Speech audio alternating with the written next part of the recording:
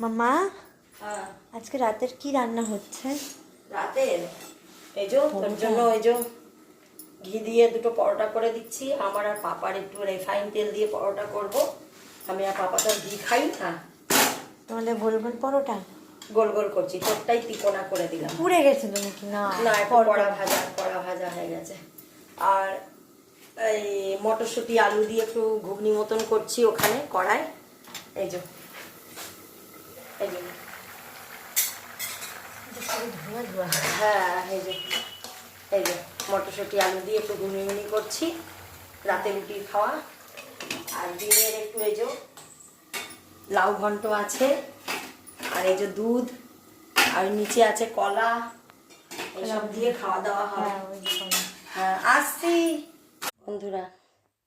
এবার রাতের খাওয়া দাওয়া করতে বসে পড়লাম। আর ওই সময়টা দাদাবাবু চলে এসেছিলো বলে ভিডিওটা স্টপ রাখতে হলো। তো দাদাবাবুকেও খেতে দিয়ে দিলাম, আমি আর মেয়ে দুজনা খেতে বসে পড়ছি।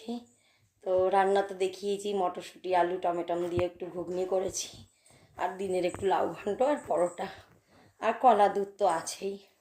কলা দুধটা সবসময় থাকে, খুব বাই চান্স কখনো থাকে না, তো সবসময় রাখা হয় কলা দুধ। তো ঠিক আছে, আজকের এই পর্যন্তই। তো সবাই সুস্থ থাকবেন, ভালো থাকবেন, এই কামনা করি ভগবানের কাছে। আর গুড নাইট। আবার সকালে দেখা হবে, যদি সুস্থ সবল থাকি অবশ্যই সকালে দেখা হবে নতুন ভিডিওর সাথে।